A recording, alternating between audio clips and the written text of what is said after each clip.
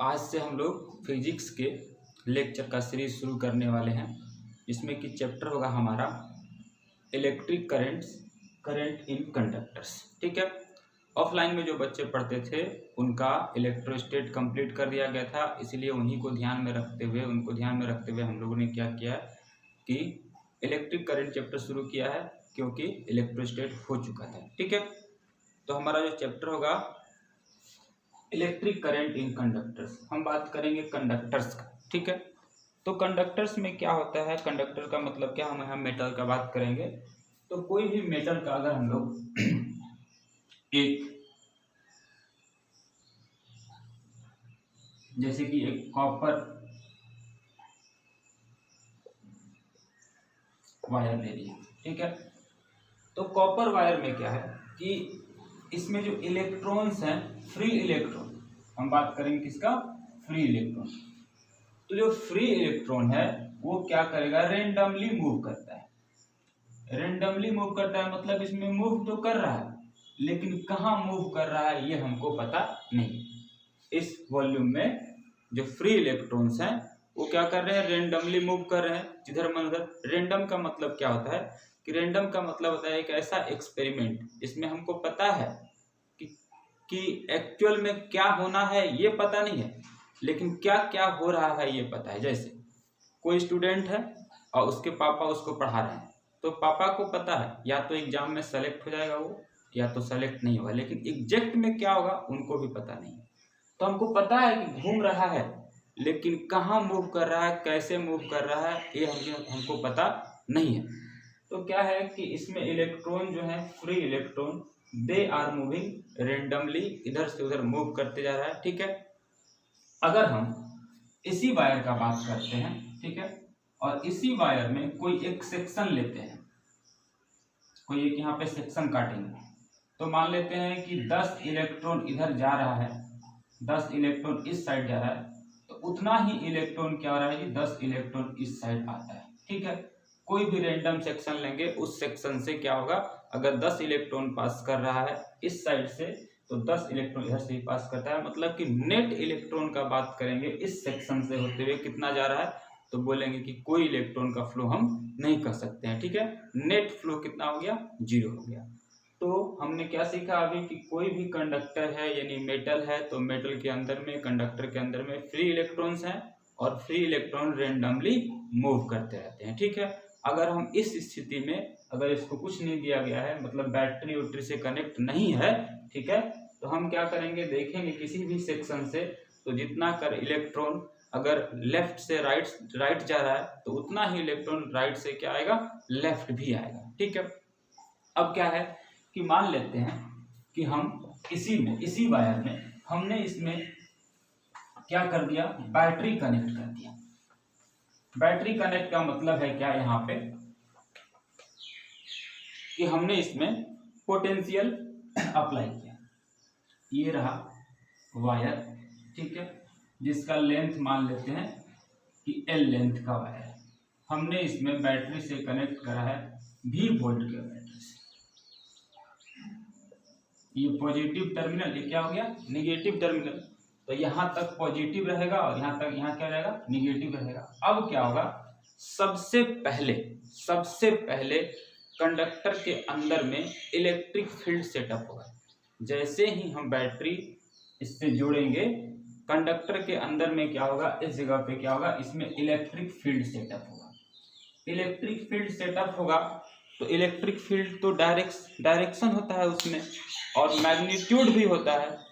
तो electric field जो set होगा वो होगा पॉजिटिव से निगेटिव के तरफ। ठीक है, इलेक्ट्रिक फील्ड सेट होगा पॉजिटिव से निगेटिव की तरफ। पूछेगा कितना इलेक्ट्रिक फील्ड सेटअप होगा, तो इलेक्ट्रिक फील्ड का जो फॉर्मूला होगा यहाँ पे, electric field is equal to V/L, और यहाँ पे इलेक्ट्रिक फील्ड का अगर हम यूनिट बोलेंगे तो वोल्ट पर मीटर।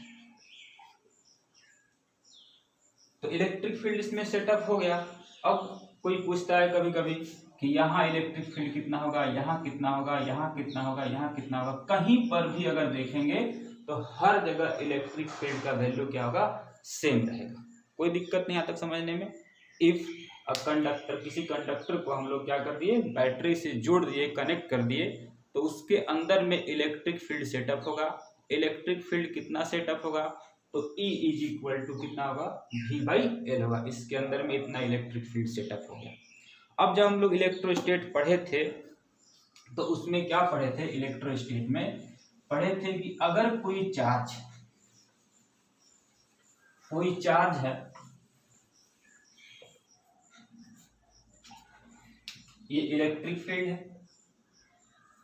इलेक्ट्रिक फील्ड में अगर मान लेते हैं कोई चार्ज अगर आ गया और ये चार्ज अगर पॉजिटिव चार्ज है, तो पॉजिटिव चार्ज में इलेक्ट्रिक फील्ड के डायरेक्शन में फोर्स लगता है। F पॉजिटिव का मतलब है पॉजिटिव चार्ज पे लगने वाला फोर्स, और वो होता कितना था, Q into E। Force electric field के डायरेक्शन में लगेगा जब चार्ज कैसा होगा, पॉजिटिव होगा। लेकिन यही चार्ज अगर निगेटिव होगा तो इलेक्ट्रिक फील्ड के अपोजिट फोर्स लगने लगता है, और वैल्यू होता है Q इंटू E। Q क्या है, यहाँ पे चार्ज है, जिस चार्ज को हम इलेक्ट्रिक फील्ड में ले जाके रखें। तो कोई चार्ज अगर इलेक्ट्रिक फील्ड में रखा जाएगा तो उस चार्ज पे क्या लगेगा, फोर्स लगेगा। अगर वो चार्ज पॉजिटिव है तो इलेक्ट्रिक फील्ड के डायरेक्शन में फोर्स लगेगा, और वो चार्ज निगेटिव है तो इलेक्ट्रिक फील्ड के अपोजिट डायरेक्शन में क्या लगेगा जी, फोर्स लगना शुरू होगा। अब क्या है कि जैसे ही हमने मेटल को, ये जो मेटल का वायर था, कॉपर वायर का बात कर रहे थे, ठीक है, इस वायर को अगर हमने बैटरी से जोड़ रखा है ऐसे, ठीक है, तो क्या होगा कि इसके अंदर में इलेक्ट्रिक फील्ड सेटअप होगा। इलेक्ट्रिक फील्ड सेटअप होगा। इलेक्ट्रिक फील्ड सेटअप होगा तो इसके अंदर में जो इलेक्ट्रॉन था, जो कि रेंडमली मूव कर रहा था, ऐसे जिधर मन उधर मूव कर रहा था, अब क्या होगा, ये सज जाएगा। ये सज करके और अरेंज हो करके इलेक्ट्रिक फील्ड के अपोजिट डायरेक्शन में मूव करना शुरू करेगा। इलेक्ट्रिक फील्ड के अपोजिट डायरेक्शन में मूव करना शुरू करेगा इलेक्ट्रॉन। यानी अब इलेक्ट्रॉन क्या हो गया, जो पहले रैंडम मूव कर रहा था, इलेक्ट्रिक फील्ड सेटअप होने के कारण इसके अंदर में जो इलेक्ट्रॉन मूव कर रहे थे वो क्या हो गए, एक अरेंज्ड वे में चलना शुरू कर दी। ठीक है, तो हमें पता है कि इलेक्ट्रॉन के पास कैसा चार्ज है, निगेटिव चार्ज है। तो निगेटिव चार्ज होने के कारण इलेक्ट्रिक फील्ड उधर लग रहा है, तो इलेक्ट्रॉन क्या करेगा, इधर मूव करना शुरू करेगा। ठीक है, एक सेकेंड।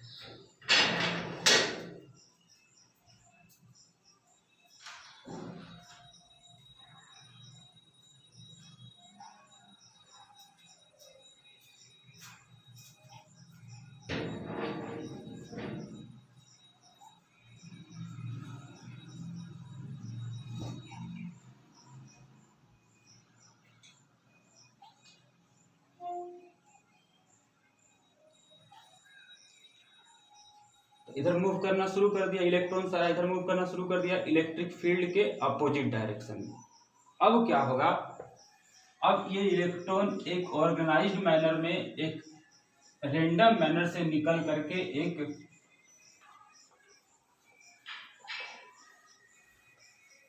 सज करके ये लोग क्या करेंगे, अब ऐसे मूव करना शुरू करेंगे, एक अरेंज्ड वे में ऐसे मूव करना शुरू करेंगे।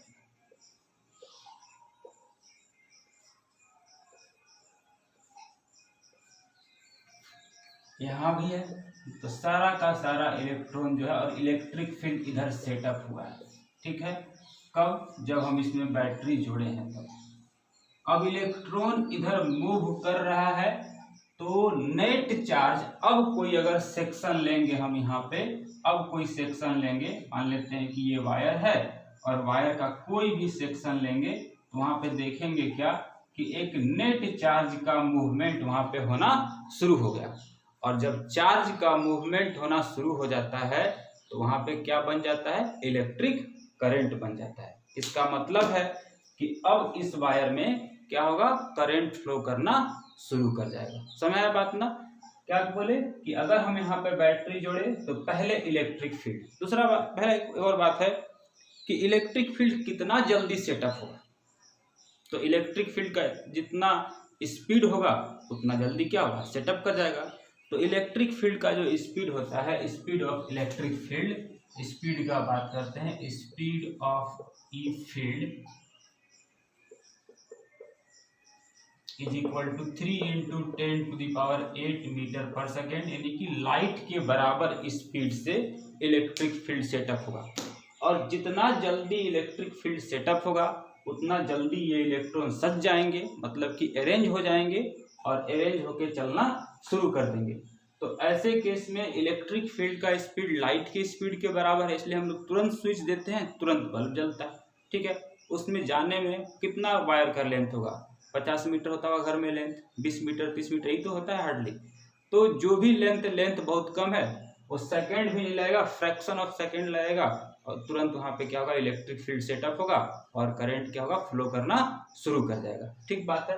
तो हम जान गए यहाँ पे कि सबसे पहला काम क्या होता है, इलेक्ट्रिक फील्ड सेटअप होता है और उस इलेक्ट्रिक फील्ड के कारण जो इलेक्ट्रॉन रेंडम मोशन में मूव कर रहे थे, सारे इलेक्ट्रॉन अब अरेंज्ड वे में मूव करेंगे। तो अब बात करते हैं कि चार्ज मूव तो करने लगा, तो चार्ज मूव करने लगा तो करंट होगा।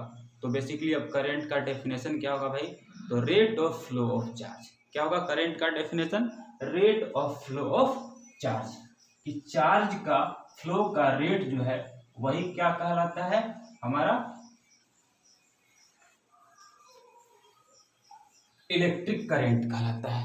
तो rate of flow of charge, I, electric current को दिखाने के लिए हम लोग आई सिंबल का यूज करेंगे। इलेक्ट्रिक करंट पहले भी आप लोग दिखाते हैं, ये कोई बड़ा बात नहीं, इलेक्ट्रिक करंट। तो कहता है कि rate of flow of charge is called electric current.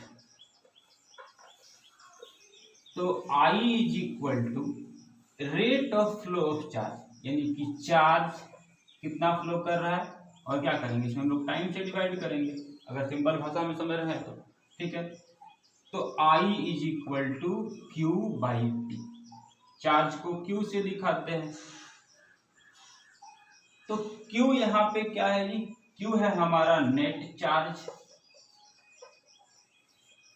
और T क्या है हमारा टाइम, इतना कितना टाइम में कितना नेट चार्ज हमारा फ्लो हुआ। अगर मान लेते हैं कि चार्ज का फ्लो, कोई एक कंडक्टर है, ये कंडक्टर है, इससे होते हुए Q बराबर 10 कूलम का चार्ज फ्लो किया और टाइम लगाया है मान लेते हैं 2 सेकेंड। तो बोलेंगे कितना करंट होगा भाई, तो Q बाई टी।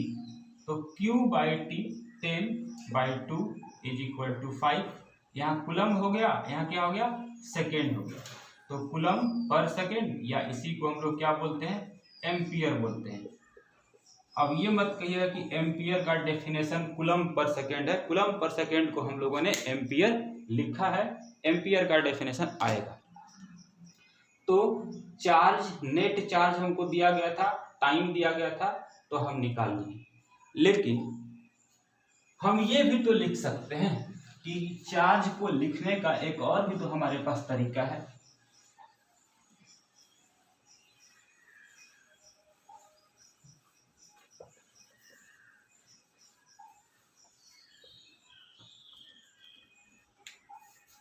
कि Q बराबर कभी ना कभी तो हम पढ़े हैं, ई वाला N इंटू क्या होता है E। N क्या है, नंबर ऑफ इलेक्ट्रॉन है, और E क्या है, इलेक्ट्रॉन का चार्ज, एक इलेक्ट्रॉन का चार्ज। तो अगर हम यहाँ से I इज इक्वल टू निकालना चाहते हैं तो I इज इक्वल टू कितना होता है, Q बाई टी होता है। तो लिखेंगे N E बाई कितना हो गया T, यानी N क्या है यहाँ पे, नंबर ऑफ इलेक्ट्रॉन्स।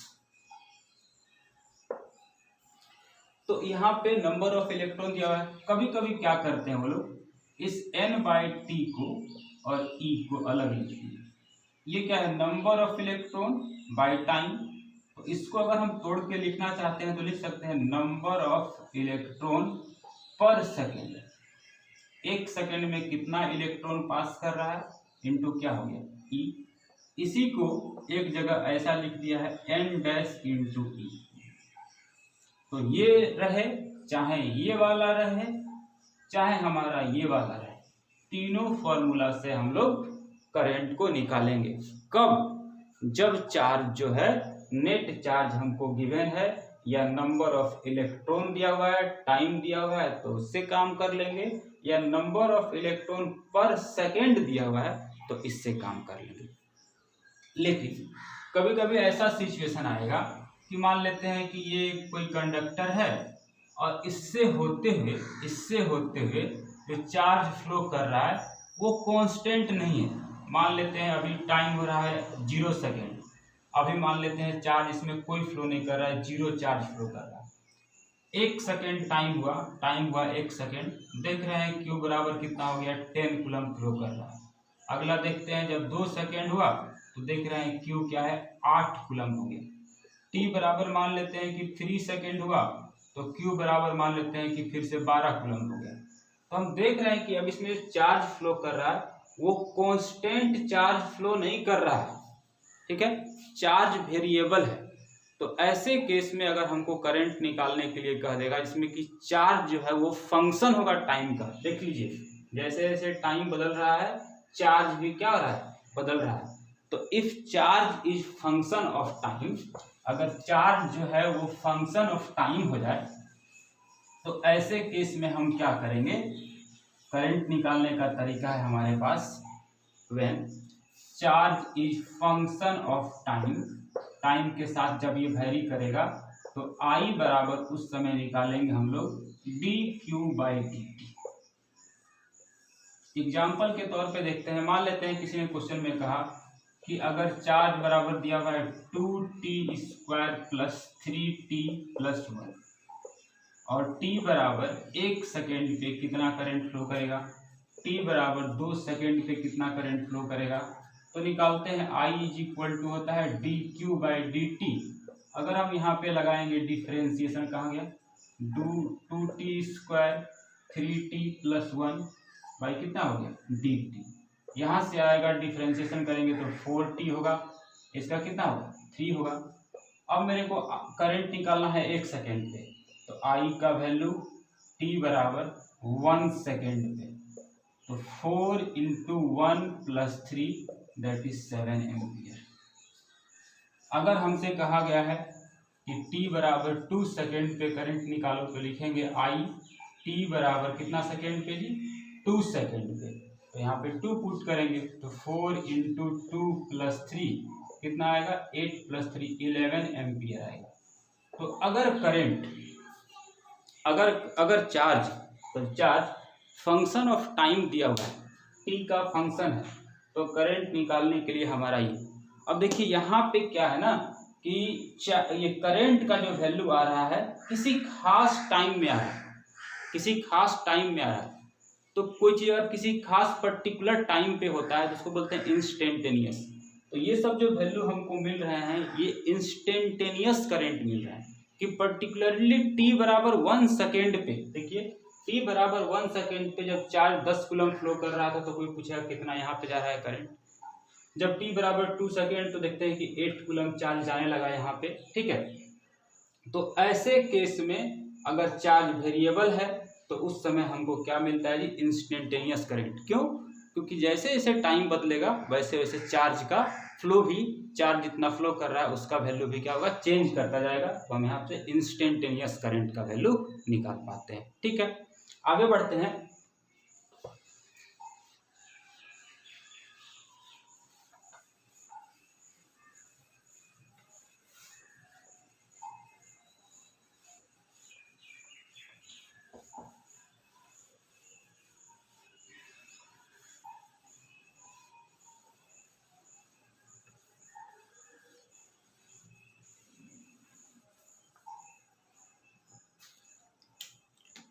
तो यहाँ से क्या देखें, I is equal to D Q by D T. तो D Q is equal to I into D T. देखिए जब करेंट चार्ज टाइम का फंक्शन है तो जो करेंट आ रहा था अभी जो आप निकाले थे उसमें 7 एम्पियर था, फिर 11 एम्पियर था। तो टाइम के अनुसार करंट भी तो वैरी करेगा, यानी ये भी क्या करेगा वैरी करेगा। तो मेरे से कोई पूछा कि बताइए जी 10 सेकेंड में कितना चार्ज फ्लो किया, ठीक है। तो ऐसे क्वेश्चंस को बनाने के लिए हम क्या करेंगे, ये वाला टेक्निक यूज करेंगे। इंटीग्रेशन का, आई डी टी, और हम यहाँ पे टाइम इंटरवल लिख देंगे t1 से लेके कहाँ तक, t2 तक। तुमको पता है कि कैसे हम लोग इंटीग्रेशन करते हैं, इस पर भी क्वेश्चन करा देंगे, ठीक है। तो अगर ऐसा केस है कहीं पे चार्ज पूछ ले और करंट जो है फंक्शन ऑफ टाइम दिया है, कह दिया क्वेश्चन में कि करंट जो है 2t cube minus 3t plus 4 इस टाइप से वैरी कर रहा है, इतना देर में कितना चार्ज फ्लो करेगा ये बता दीजिए। तो हम क्या करेंगे, देखिए क्या कि करंट जो है यहाँ पे टाइम का फंक्शन है, तो हम क्या करेंगे यहाँ पे फॉर्मूला लगाएंगे, चार्ज अगर निकालना रहेगा तो लिखेंगे t1 से लेके t2 तक जो भी टाइम इंटरवल हमारा रहेगा ऐसा लिखेंगे 3t प्लस 4 और क्या होगा यहाँ पे dt। इस तरह से हम लोग टोटल चार्ज निकाल लेंगे t1 से लेके t2 टाइम इंटरवल में। अब आते हैं कि करंट का डायरेक्शन के बारे में बात करते हैं। करंट का डायरेक्शन क्या होगा,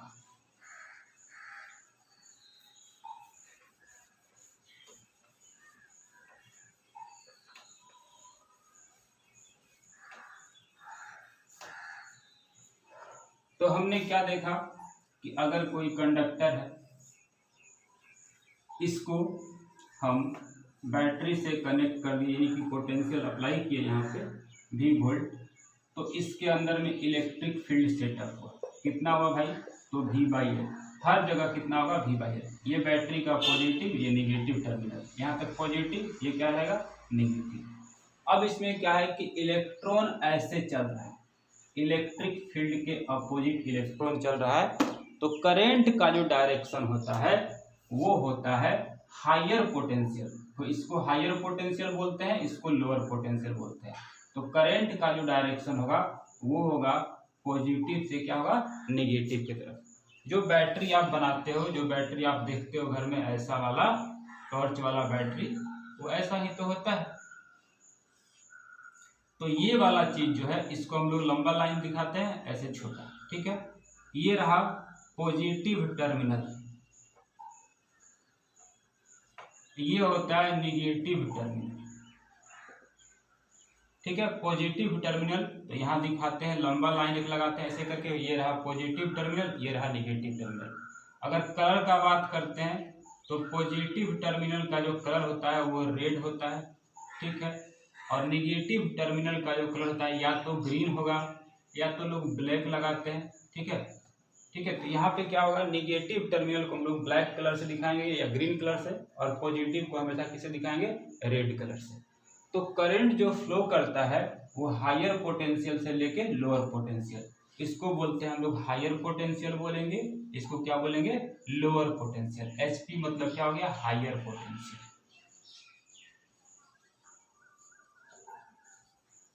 ये हो गया लोअर पोटेंशियल।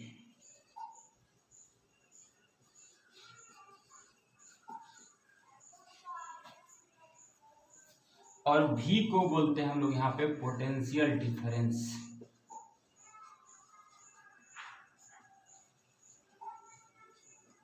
पोटेंशियल डिफरेंस निकालने का जो तरीका है उसमें हमेशा हम हायर पोटेंशियल में से क्या करेंगे, लोअर पोटेंशियल को घटाएंगे, ठीक है। जब भी पोटेंशियल डिफरेंस निकालना होगा हम निकालेंगे हायर पोटेंशियल में से लोअर पोटेंशियल को घटा देंगे, ठीक है। अब क्या है कि जब इसमें करंट सेटअप हो गया, देखिए करंट, इलेक्ट्रिक फील्ड और करंट दोनों का डायरेक्शन क्या है जी, सेम है, दोनों का डायरेक्शन क्या है, सेम है। इलेक्ट्रॉन के अपोजिट में क्या चलता है जी, करंट चलता है। अब बात रहा कि बहुत सारे लोग ये पूछते हैं कि करंट के पास मैग्नीट्यूड भी है, मतलब वैल्यू भी है करंट का, न्यूमेरिकल वैल्यू भी है उसका, और उसके पास डायरेक्शन भी है, तो करंट वेक्टर क्वांटिटी क्यों नहीं है, ठीक है। तो देखिए वेक्टर क्वांटिटी होने के लिए बहुत तरह का बात लोग बोलेगा कि ये होना चाहिए प्रॉपर्टी, ट्रायंगल लॉ फॉलो करना चाहिए, ठीक है। हम क्या एक यहाँ पे वेक्टर का प्रॉपर्टी आता है, उस प्रॉपर्टी का नाम है scaling property. Scaling property, scaling property क्या कहलाता है आप सब लोग जानते हैं। स्केलिंग प्रॉपर्टी ये है कि मान लेते हैं कोई कहता है कि ये एक लाइन है और ये 5 न्यूटन के फोर्स को दिखा रहा है, ये एक वेक्टर है जो 5 न्यूटन के फोर्स को क्या कर रहा है, शो कर रहा है। तो 5 न्यूटन का फोर्स यहाँ पे दिखाया जा रहा है, लाइन का लेंथ इतना बड़ा है। तो तुम देखे होगे कि अगर हम इसको 5 पार्ट में बांट दें,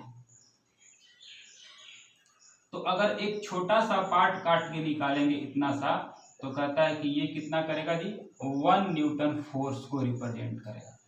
तो मान लेते हैं एक वायर है और उसमें ऐसे करंट फ्लो कर रहा है कितना, 5 एम्पियर का। अगर हम इस वायर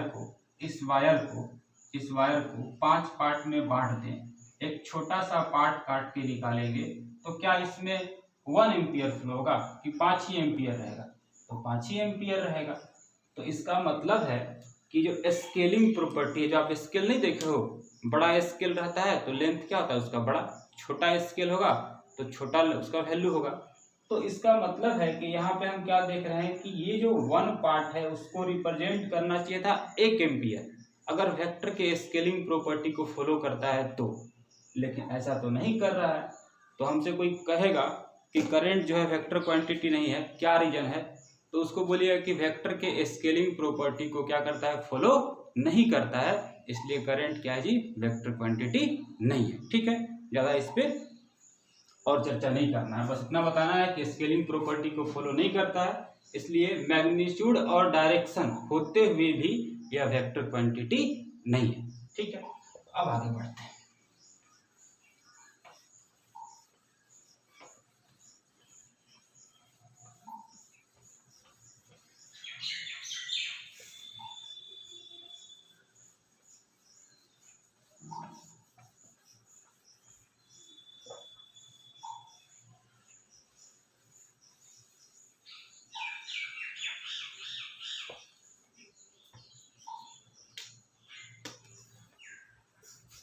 तो ये कोई कंडक्टर है जी, इसमें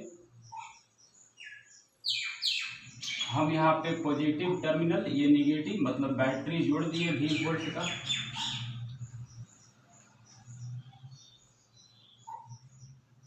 और यहाँ पे भी क्या था, पोटेंशियल डिफरेंस।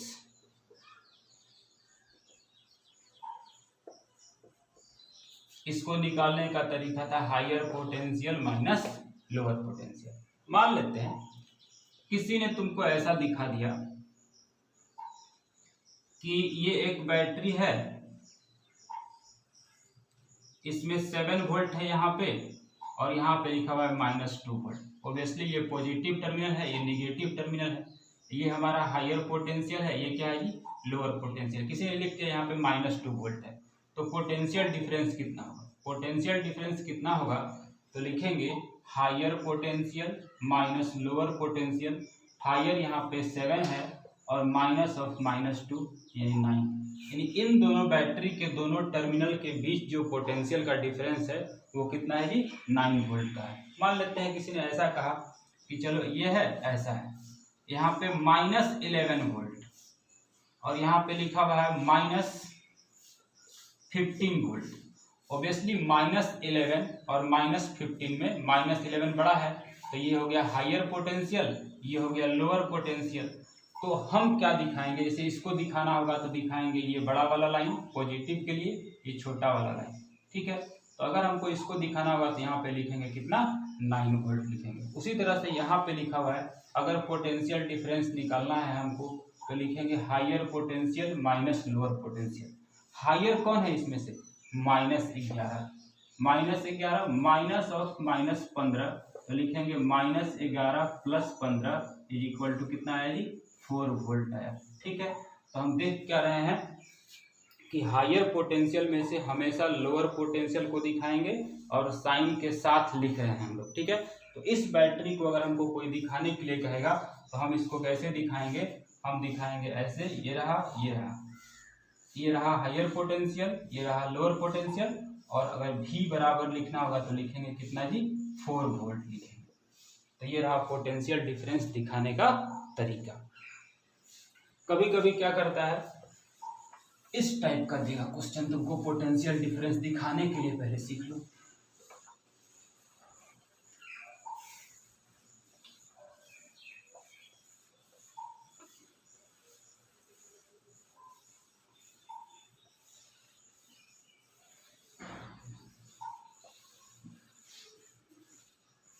मान लेते हैं कि ऐसा कभी कभी देता है, ये एक रेसिस्टेंस लगा दिया, ऐसे कर दिया, यहाँ पे लिख दिया -20 वोल्ट, और ऐसे कर दिया और यहाँ पे लिख दिया -10 वोल्ट।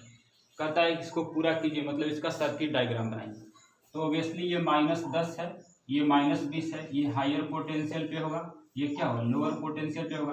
तो अगर हम पोटेंशियल डिफरेंस निकालने जाएंगे तो higher potential minus lower potential, -10 -20 is equal to -10 + 20, कितना वैल्यू आएगा जी यहाँ पे, 10 वोल्ट आएगा। तो अगर हम इसको दिखाना चाहते हैं तो दिखाएंगे ऐसे करके,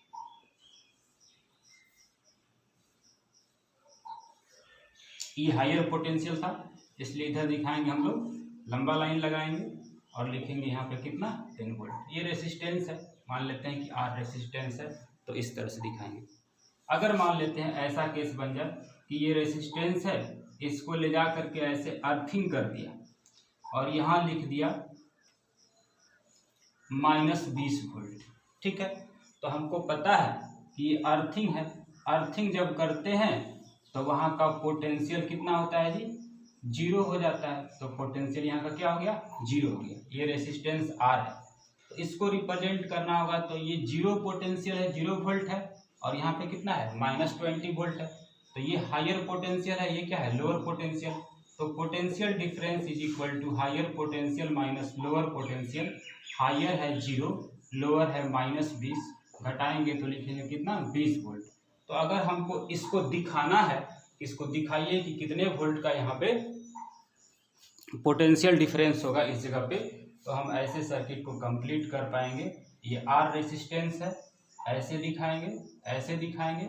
ओबियसली ये हायर पोटेंशियल पे था, इधर लंबा लाइन लगा देंगे ऐसे छोटा वाला, ये पॉजिटिव टर्मिनल, ये पॉजिटिव टर्मिनल, ये हो गया निगेटिव, और यहाँ पे लिखेंगे कितना, 20 वोल्ट लिखेंगे, ठीक है, 20 वोल्ट। तो इस तरह से हम लोग क्या करते हैं, हायर पोटेंशियल और लोअर पोटेंशियल को घटा करके पोटेंशियल डिफरेंस का वैल्यू निकालते हैं, ठीक है। आइए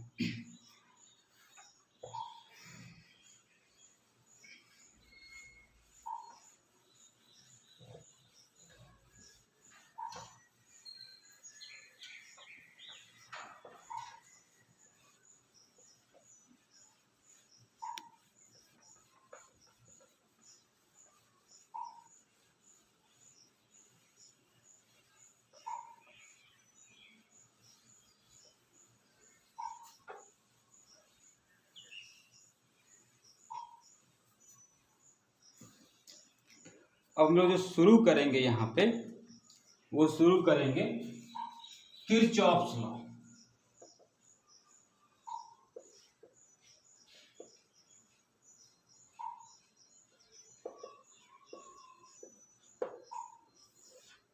किरचॉफ्स लॉ में हम दो गो लॉ पढ़ेंगे। एक लॉ पढ़ेंगे किरचॉफ्स करंट लॉ, इसी को हम लोग बोलेंगे KCL, या इसी का नाम होगा किरचॉफ्स फर्स्ट लॉ, और दूसरा होगा किरचॉफ्स वोल्टेज लॉ, इसी को बोलेंगे KVL, और इसी का नाम होगा किरचॉफ्स लूप लॉ बोलते हैं। इसका एक और नाम है किरचॉफ्स जंक्शन लॉ। तो ये किरचॉफ्स करंट लॉ, या किरचॉफ्स फर्स्ट लॉ, या किरचॉफ्स जंक्शन लॉ बोलेंगे। एक आएगा किरचॉफ्स वोल्टेज लॉ KVL, या किरचॉफ्स लूप लॉ, या इसी का नाम होगा किरचॉफ्स सेकंड लॉ। इसको समझना बहुत जरूरी है। इसमें क्या है कि सभी लोगों का साइन कन्वेंशन, किसी का मेरा पॉजिटिव उनके लिए निगेटिव हो जाएगा, उनका निगेटिव मेरे लिए पॉजिटिव हो जाएगा। इसलिए आप दूसरे का कंपैरिजन मत कीजिएगा, इसमें क्वेश्चन बनाना है, आप हमारे मेथड से बनाओ या किसी और मेथड से बनाओ, आंसर एकदम आएगा। इसलिए इसने बताया था इस डायरेक्शन को पॉजिटिव लेने के लिए, उसने बताया था इस डायरेक्शन को नेगेटिव लेने के लिए। इस पचड़े में नहीं पढ़ना है, हमको अपना क्वेश्चन खाली सॉल्व करना है। समझ आया बात ना? तो हम शुरू करेंगे पहला किरचॉफ्स लॉ में।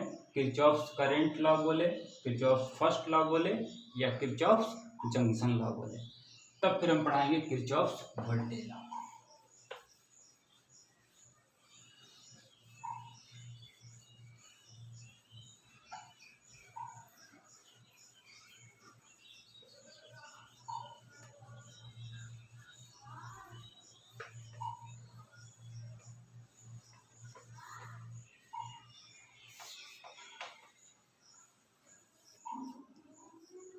पहला KCL या किरचॉफ्स जंक्शन रूल। तो कहता है ये रूल कि किसी भी जंक्शन पे नेट इनकमिंग करंट और आउटगोइंग करंट, किसी भी जंक्शन पे इनकमिंग करंट और आउटगोइंग करंट का अलजेब्राइक सम करेंगे तो कितना आएगा? 0। अब जंक्शन क्या होता है? एक ऐसा पॉइंट जहाँ पे दो या दो से अधिक वायर बोले मिल रहे हैं। ठीक है, जैसे कि मान लेते हैं तुम्हारे घर में वायरिंग होता है, तो तुम इधर से एक वायर लाते हो, इधर लेके चले जाते हो, एक वायर, एक इधर लेके चले जाते हो, एक इधर लेके चले गए, एक इधर लेके चले गए। तो इधर से करंट आ रहा था कोई, मान लेते हैं I1 करंट आ रहा है, इधर से करंट निकल रहा है, मान लेते हैं I2 करंट बाहर जा रहा है, इधर से I3 करंट बाहर जा रहा है, मान लेते हैं इधर से करंट I4 आ रहा है और इधर से करंट क्या होगा? I5 बाहर जा रहा है। तो इनकमिंग कितना करंट है भाई? इनकमिंग करंट है हमारे पास, इनकमिंग करंट कौन कौन सा है? तो I1 है इनकमिंग करंट और I4 है इनकमिंग करंट। इनको जोड़े, इनकमिंग करंट को जोड़े I1 और I4। और आउटगोइंग करंट का बात करते हैं, आउटगोइंग करंट का बात करते हैं, तो आउटगोइंग करंट में कौन आएगा? I3 बाहर जा रहा है, I5 बाहर जा रहा है और I2 बाहर जा रहा है। तो I2 है, I3 है और I5 है, ये सारे करंट क्या हो रहा है? बाहर जा रहे हैं। मान लेते हैं कि O एक जंक्शन है, तो कहता है एट जंक्शन का नाम क्या है? O। जंक्शन पे इनकमिंग करंट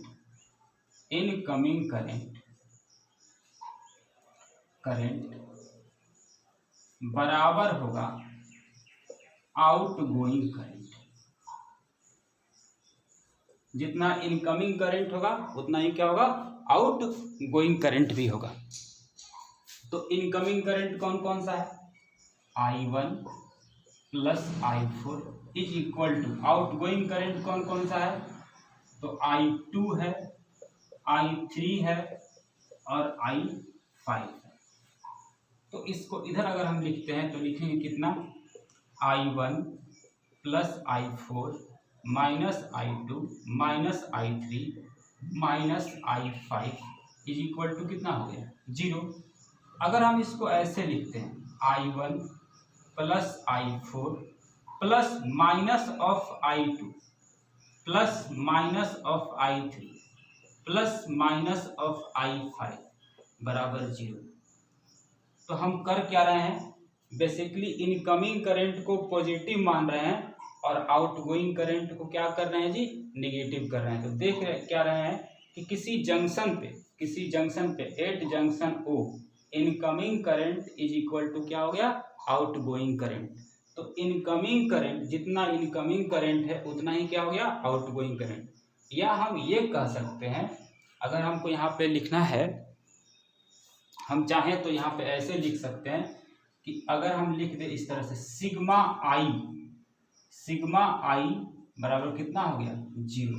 मतलब इनकमिंग करंट और आउटगोइंग करंट का अलजेब्राइक सम, सिग्मा का मतलब क्या होता है? सम होता है।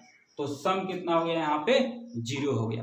इसका मतलब है कि किसी जंक्शन पे आने वाला करंट और जाने वाले करंट का अलजेब्राइक सम कितना होगा, 0 होता है। ठीक है, यही हमारा किरचॉफ्स का पहला रूल है। तो लिखिएगा यहाँ पे किरचॉफ्स फर्स्ट लॉ में लिख के डैश दीजिएगा, लिखिएगा कि at junction net current is equal to 0, that is incoming current is equal to क्या हो गया, आउटगोइंग करंट। तो लिखेंगे at any junction incoming current is equal to क्या हो गया, आउटगोइंग करंट, या at any junction net current is equal to कितना हो गया, 0 हो गया। इसको हम लोग लिखे हैं। इसके बाद बात करता है कि ये जो लॉ है किरचॉफ्स फर्स्ट लॉ किस चीज पे बेस्ड है, कौन सा ऐसा चीज पे ये बेस्ड है। तो कहता है Kirchhoff's first law is based on conservation of charge. हमको पता है कि चार्ज का कंजर्वेशन होता है, तो कंजर्वेशन ऑफ चार्ज कैसे होता है, कंजर्वेशन ऑफ चार्ज, तो देखिए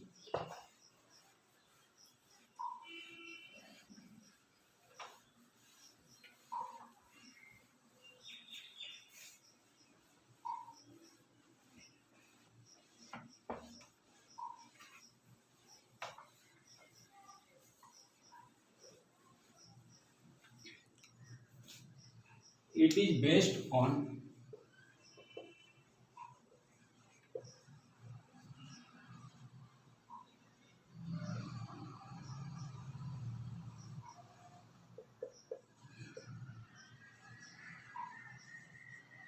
कंजर्वेशन ऑफ चार्ज।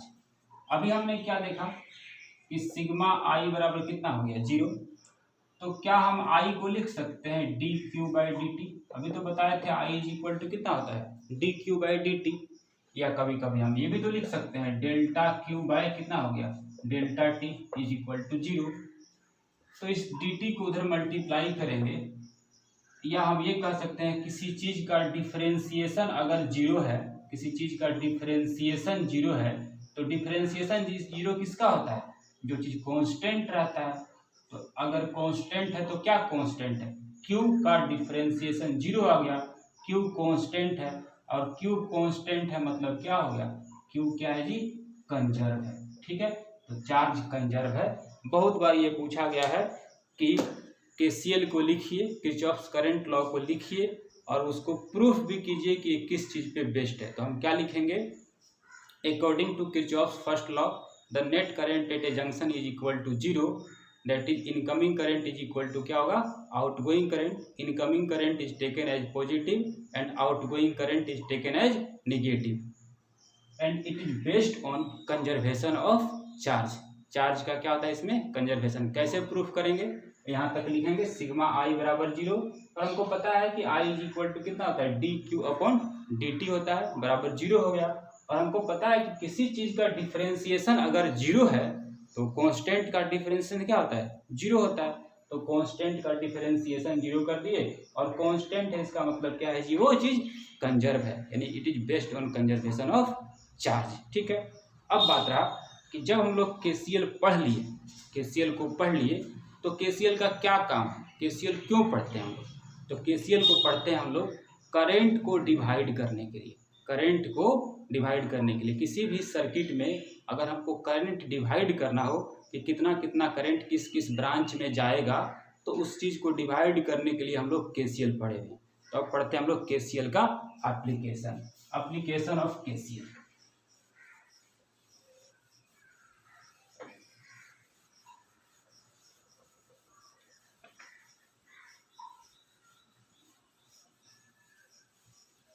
चलिए, एप्लीकेशन ऑफ केसीएल।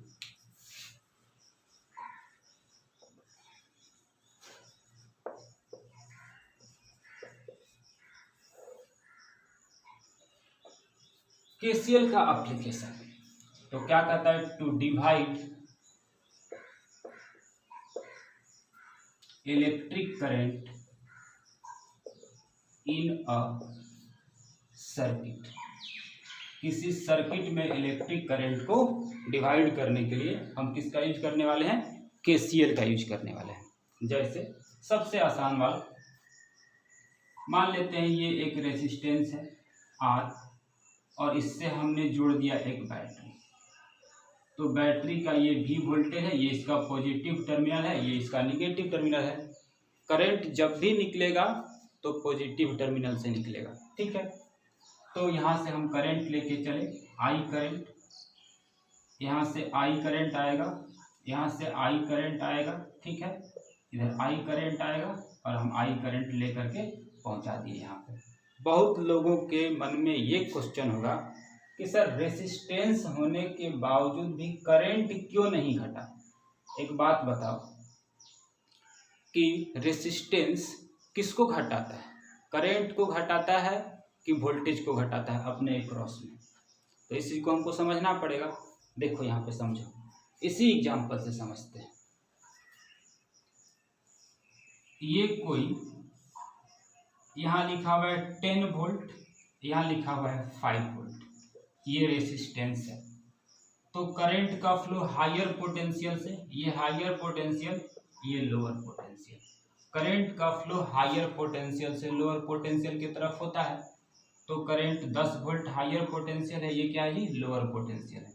तो जब आप करंट के डायरेक्शन में, ये मान लो कि तुम हो, ठीक है, तुम इधर जा रहे हो, तो देखो तो कि 10 वोल्ट से जब तुम रेसिस्टेंस में होके पास हो रहे हो, ये एक रेसिस्टेंस है, इससे होके तुम जा रहे हो, तो देखो तुमको क्या मिला यहाँ पे, 10 वोल्ट से तुम कहाँ पहुँच गए हो, 5 वोल्ट पे। तो वोल्टेज क्या किया है, डिक्रीज किया है। तो वोल्टेज को डिक्रीज कराएगा, ठीक है। तो करंट को आप लोग डिक्रीज नहीं कराइएगा। रेसिस्टेंस होते हुए अगर आप पास हो रहे हैं, रेसिस्टेंस को पास कर रहे हैं, अगर यहाँ पे I करंट है तो इसके आगे भी कितना लेके जाइएगा, I करंट। अगर यहाँ पे 5 एम्पियर का करंट है तो इससे पास होते हुए भी कितना जाएगा, 5 एम्पियर का भी कहीं करंट जाएगा। अगर करंट घट गया तब तो चार्ज घट जाएगा और चार्ज का कंजर्वेशन तब तो नहीं हो पाएगा। इसका मतलब है कि जितना चार्ज यहाँ से जा रहा होगा, यहाँ भी उतना ही चार्ज फ्लो करेगा। तो इससे होते हुए वोल्टेज कम होगा, करंट कम नहीं होगा। आगे बढ़ते हैं।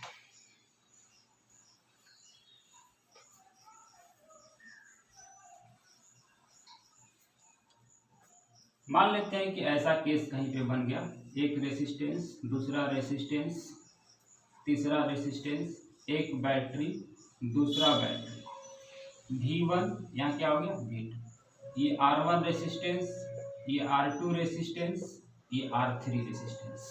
हमको इसमें करंट डिवाइड करना है। करंट डिवाइड करना है तो बैटरी एक रहे चाहे बैटरी 1000 रहे, डरना नहीं है। किसी एक बैटरी को पकड़ना, किसी एक बैटरी को पकड़ना, ठीक है। उसी बैटरी से हमको करंट लेके चलना है, जो बैटरी तुमको पसंद आ जाए। मना ही नहीं है कि ये वाला लेंगे कि वो वाला लेंगे, ऐसा कुछ हम नहीं बोल रहे हैं।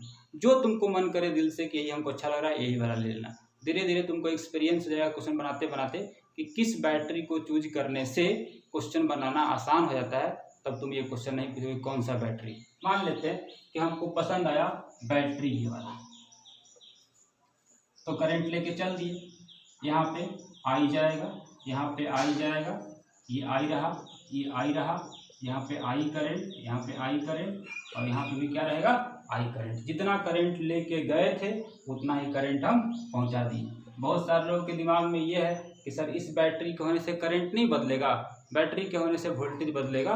करंट के बारे में बाद में बात करेंगे। बैटरी का क्या इफेक्ट होगा तुमको दिखेगा, हड़बड़ाना नहीं है, ठीक है। धीरे धीरे हम लोग सीख रहे हैं अभी। मान लेते हैं क्वेश्चन ऐसा ना हो, कोई दूसरा क्वेश्चन हो। अभी तो एक एक तो था, अब मान लेते हैं कि ऐसा क्वेश्चन है,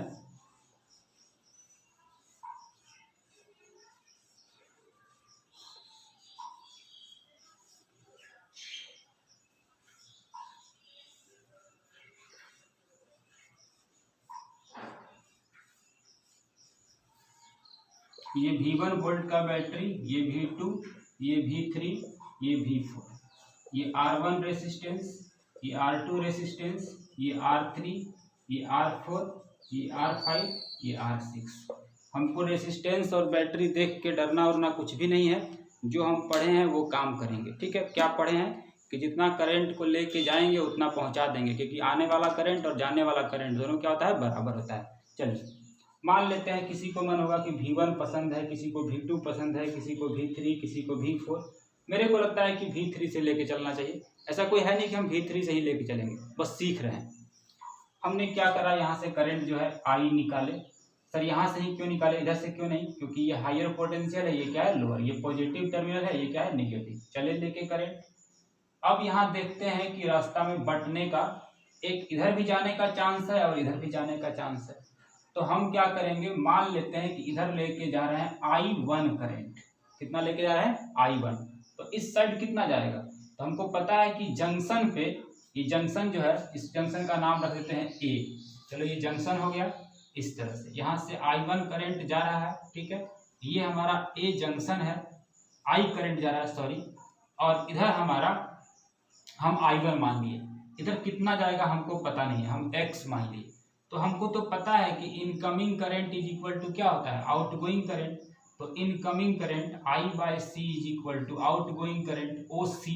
इनकमिंग करंट आउटगोइंग करंट बराबर होगा। तो इनकमिंग करंट है I और आउटगोइंग करंट है I1 प्लस क्या हो गया X।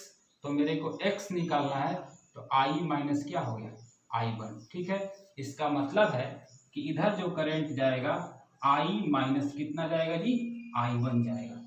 चलिए, रास्ता में रेसिस्टेंस मिला, रेसिस्टेंस के मिलने से करंट में कोई अंतर पड़ने वाला नहीं है। यहाँ भी I माइनस I1, इधर भी आएगा, यहाँ भी आएगा I माइनस I1, यहाँ भी आएगा I माइनस I1, इधर आया I माइनस I1, इधर से आया I माइनस I1। बैटरी के होने से कोई अंतर नहीं पड़ता। इधर से आ रहा है I1, इधर से हो रहा आ रहा I1, I1 I1, यहाँ से क्या रहा I1। इस जंक्शन पे आते हैं B जंक्शन पे। तो B जंक्शन पे क्या हमको दिख रहा है, इसको B मान लेते हैं। तो B जंक्शन पे हमको दिख रहा है कि ऐसा केस बन रहा है, इधर से जा रहा है I माइनस I1, इधर से आ रहा है I1। हमको नहीं पता है कितना जाएगा, हम Y मान लिए। तो incoming current is equal to क्या होना चाहिए, आउटगोइंग करंट। तो ये और ये आ रहा है, तो I माइनस I1 और I1, ये भी आने वाला करंट है यहाँ पे, ये भी उधर से आने वाला करंट है, और आउटगोइंग को माने है Y। ये और ये कैंसिल हो गया, तो I इज इक्वल टू कितना हो गया Y। मतलब कि जितना करंट यहाँ पे हम लेके गए थे, I करंट लेके गए थे और I हम यहाँ पे पहुँचा दिए, ठीक है। तो इस तरह से करंट का क्या करते हैं हम लोग जी, डिवीजन करते हैं। किसमें, सर्किट में। किस रूल को लगाए हम लोग, KCL। देखिए यहाँ पे KCL लगाए, यहाँ पे KCL लगाए कि नहीं लगाए। तो इस तरह से हम लोग KCL का यूज कर करके करंट को डिवाइड करेंगे सर्किट में। और भी एग्जाम्पल लिखने वाले हैं, ठीक है, देखते जाइए।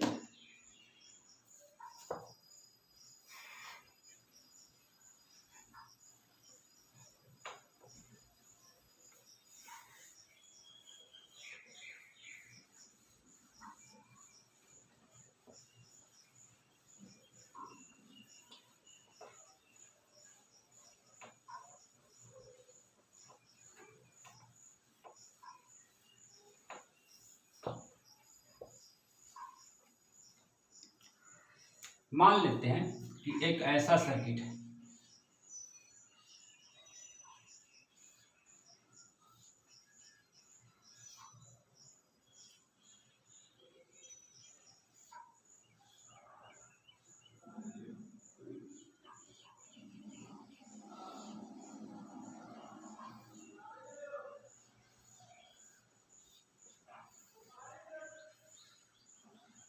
D वोल्ट का बैटरी है, ये इसका पॉजिटिव टर्मिनल, ये निगेटिव, ये R1, ये R2, ये R3, ये R4, ये R5। हम मान लेते हैं ये A नाम है, इसका B नाम है, इसका C नाम है, इसका D नाम है। जंक्शन सब था, जंक्शन सब का नाम हम रख लिए, ठीक है। तो हमको पता है यहाँ पे एक ही बैटरी है, यहाँ से कोई दिक्कत नहीं, I करंट लेके हम यहाँ पे चले, यहाँ तक तो I ही जाएगा। अब क्या हुआ, यहाँ बटना है करंट को। तो मान लेते हैं किधर चला गया I1, तो देख कितना जाएगा I माइनस I1। अभी जस्ट तो देखे थे कि यहाँ पे कितना करंट जाएगा जी, इधर अगर I जा रहा है, I1 जा रहा है, I आ रहा था, तो दो पार्ट में बट गया। अगर नहीं समझ में आ रहा था ऐसे देख लेंगे एक बार, इधर से करंट आ रहा है I, हम इधर मान लिए I1, इधर नहीं पता है हम X मान लिए, ये A है। तो incoming current is equal to क्या होगा, आउटगोइंग करंट। तो इनकमिंग करंट है I और आउटगोइंग करंट है I1 प्लस एक्स, तो मेरे को x निकालना है, तो I माइनस कितना हो गया I1 दिखा दिए। अब इधर भी यहाँ भी कितना आएगा I माइनस I1। इधर से करंट चला I1, यहाँ इसको दो पार्ट में बंटने का रास्ता मिला। इधर हम मान लेते हैं I2 जा रहा है, तो इधर कितना जाएगा, इधर कितना जाएगा I1 माइनस I2 जाएगा, I1 माइनस I2, इधर से I1 माइनस I2। अगर यहाँ समझ में नहीं आ रहा है तो ऐसे अलग करके ऐसे कर लीजिए, ऐसे कर लीजिए। इधर करंट जा रहा है I1, इधर हम मान लिए हैं I2, मेरे को नहीं पता इधर कितना जाएगा, तो B incoming current is equal to क्या होगा आउटगोइंग करंट। तो इनकमिंग है I1, आउटगोइंग में एक मान चुके हैं हम I2 और एक मान चुके हैं Y, तो Y निकालेंगे तो I1 माइनस कितना हो गया I2 निकल गया। इधर से आ रहा है I2, इधर से आ रहा है I1 माइनस I2, और इधर से कितना आ रहा है I माइनस I1। इस जंक्शन का बात करते हैं D का, तो D पे क्या हो रहा है, ऐसे है ऐसे है, ये करंट है ये करंट है यहाँ वाला, तो इधर से करंट है हमारा कितना I माइनस I1, इधर से करंट है I1 माइनस कितना हो गया I2। इसको हम मान लेते हैं कोई करंट मान लेते हैं, चलिए x y z मान लेते हैं। तो D पे incoming current is equal to क्या हो गया आउटगोइंग करंट। तो इनकमिंग में कौन है I माइनस I1, इनकमिंग में क्या है I1 माइनस I2, और आउटगोइंग में कौन है Z, ये कैंसिल आउट हो गया, I माइनस I2 बराबर Z। यानी कि इधर से करंट जो पास करेगा वो आ रहा है I माइनस I2।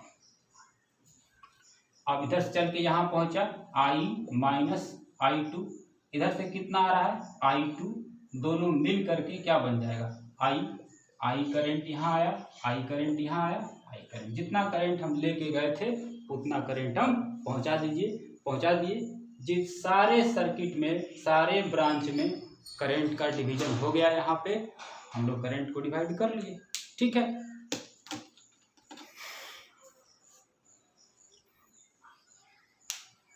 आगे बढ़ते हैं।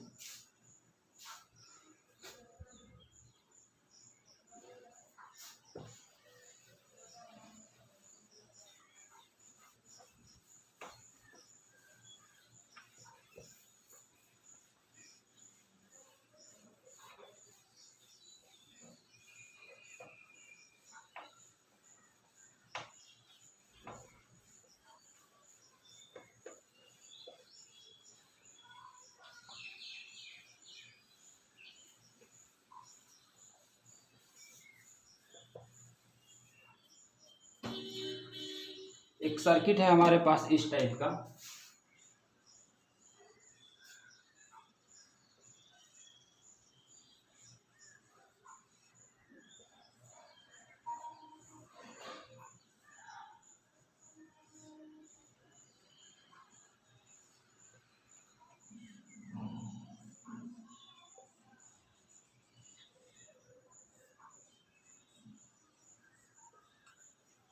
ये V1 वोल्ट का बैटरी है, ये R1 रेसिस्टेंस है, ये R2 है, ये R3 है, ये R4 है, ये R5 है, ये R6 है, ये R7 है, ये V2 बैटरी, ये V3 मान लेते हैं, ये R7 R8 है और ये R9 है, ठीक है। इसमें हमको करंट का डिवीजन करना है, तो चलते हैं करंट डिवाइड करने के लिए।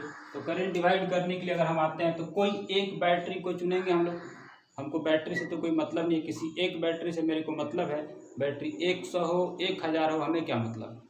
तो बस हमको मन किया कि चलिए V3 से लेके करंट V2 से लेके करंट चलते हैं, I करंट लेके चले, I करंट लेके चले, I करंट लेके चले, I करंट लेके चले। इस जगह पे सोचने वाला बात है, अगर हम इस I को यहाँ लेके आए और I का कुछ पार्ट, ध्यान से सुनिएगा, कुछ पार्ट जैसे कि मान लेते हैं I1 इधर भेज दिए, तो इधर कितना जाएगा, तो जंक्शन मान लेते हैं, चलो जंक्शन का नाम है P मान लीजिए, ऐसे है और ऐसे है, P जंक्शन है। इधर से करंट आ रहा है I1 I, इधर हम भेज दिए अपने मन से I1, तो बचा हुआ कितना करंट है हम उसको x मानते हैं। तो इनकमिंग करंट बराबर क्या होगा, आउटगोइंग करंट होगा। तो इनकमिंग करंट यहाँ पे कितना रहा है, I आ रहा है, और आउटगोइंग में कौन है, I1, और क्या रहा, x। तो x is equal to I minus क्या हो गया, I1। This is value of x, यहाँ पे I माइनस I1 लेके चले, यहाँ पे कितना आएगा, I माइनस I1। इस बैटरी उटरी के होने से करंट को कोई अंतर पड़ने वाला नहीं है, ये मान लेना, ठीक है, मान लेना, नहीं ऐसा ही होता है। और यहाँ से चले, यहाँ लेके आए तो I माइनस कितना आया, I1, I माइनस I1। देखिए करंट लेके गए थे I और पहुँचा कितना रहे हैं, I माइनस I1। हम तो जितना करंट लेके जाते हैं उतना करंट पहुँचाते हैं, तो पहुँचा तो नहीं पा रहे हैं। इसका मतलब है कि इस लूप में करंट नहीं जाएगा, ये करंट आके यहाँ पे नहीं बटेगा। नहीं बटेगा, क्यों नहीं बटेगा, क्योंकि करंट तो चला गया, लौट के आने का रास्ता इसको नहीं मिल रहा है, इसलिए हम क्या करेंगे, यहाँ पे नहीं बांटेंगे। तो नहीं बांटेंगे तो यहाँ पे कितना रहेगा, I1 खत्म हो जाएगा, ये I1 खत्म, ये I1 खत्म। इसका मतलब है ये जो यहाँ पे ऐसा नहीं करना है, मतलब इधर करंट, इसका जो इधर से करंट आ रहा है ऐसे, इसका कोई पार्ट इधर जाने वाला नहीं है। नेक्स्ट, अब हम आते हैं, उसका तो हो गया, इसमें आते हैं। चलिए हम इसमें 1 करंट मान लेते हैं, I1, ये हो गया I1, यहाँ रहेगा I1 current, I1 current, I1 current, I1 current. इसको भी अगर हम यहाँ ला के बांट देंगे ना तो लौटने का रास्ता नहीं है, इसलिए इधर सारा का सारा I1 यहाँ चला जाएगा। जितना करंट लेके गए थे उतना हम पहुँचा दिए। यानी कोई पूछेगा हमसे कि R5 में कितना करंट गया, तो हम बोलेंगे कोई करंट नहीं है।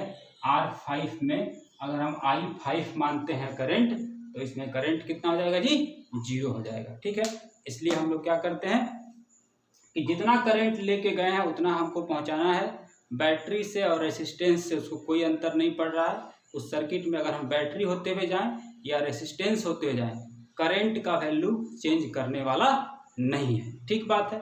इससे रिलेटेड और सारा क्वेश्चन है, कल का लेक्चर आएगा, उसमें हम लोग देखेंगे, KVL भी देखेंगे और कुछ क्वेश्चंस हम इसका करेंगे, ठीक है। SC वर्मा वगैरह का क्वेश्चन सब है, उसको करेंगे, ठीक है। तो इतना ही आज।